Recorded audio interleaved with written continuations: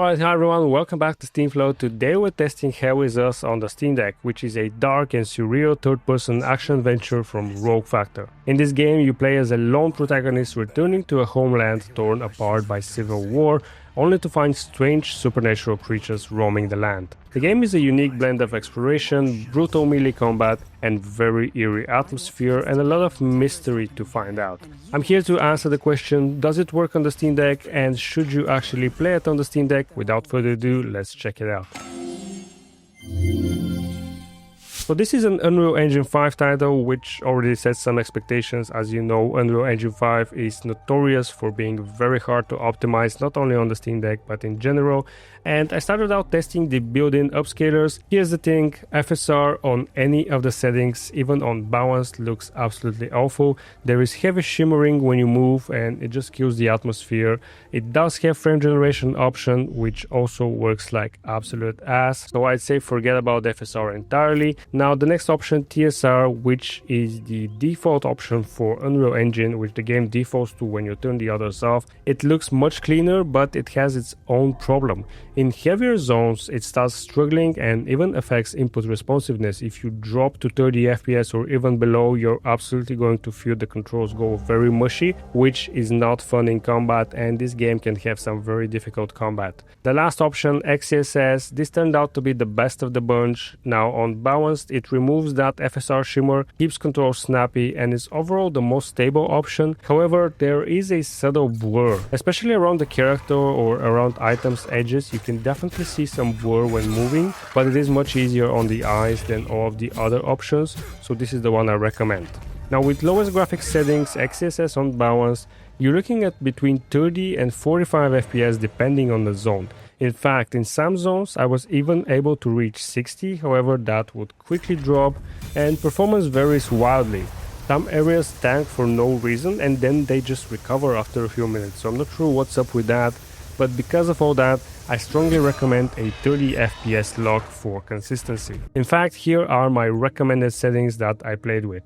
Now set anti-aliasing to low, effects to low, foliage to high, global illumination to low, post-processing to low, reflections low, shading low, shadows low, textures and view distance, we can set these to medium, and for upscaler I've used XeSS set to balanced. I also have a 30 FPS cap, but you actually want to limit it via the Steam Deck limiter, not in-game. Doesn't seem to work if you do it through the in-game. And finally, it's very important, you have to set manually the Steam Deck's GPU to 1600 MHz in the Deck's performance overlay. Without that, it will dip into the low 20s during fights. Now with this setup, I was able to achieve 30 FPS for the most part, with some dips to 29 FPS, that's both indoors and outdoors and during combat, so I think it's a pretty good mix. Now if you want more FPS, lossless scaling is always an option.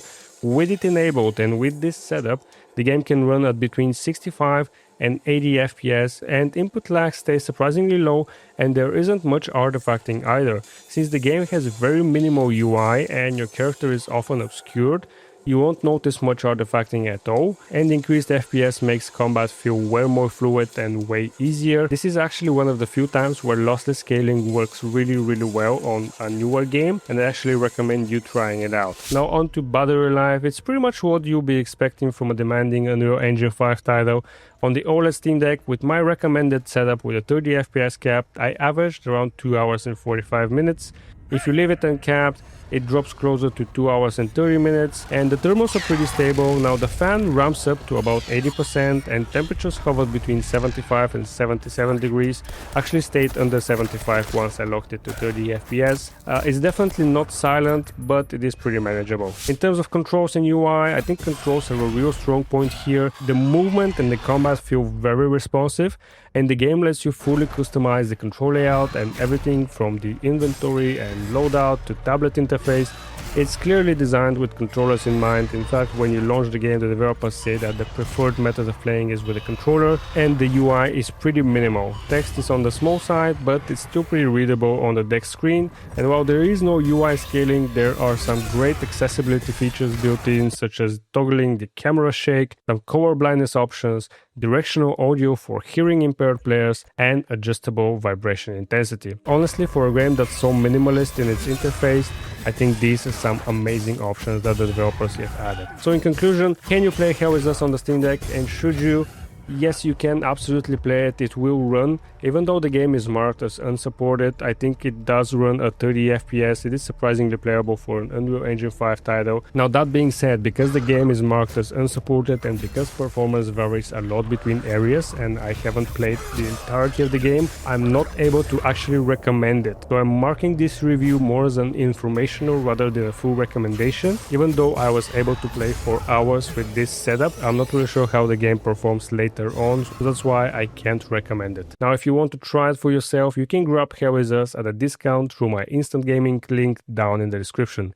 This is an affiliate link and it helps support the channel while saving you some money. That's gonna be it for this one. If you enjoyed this video, don't forget to leave a like, subscribe for more Steam Deck content, and if you want more tested settings and verdicts like this, don't forget to follow my Steam Curator page where I post reviews for all the games I've tested on Steam Deck. Thanks for watching and I'll see you guys in the next video.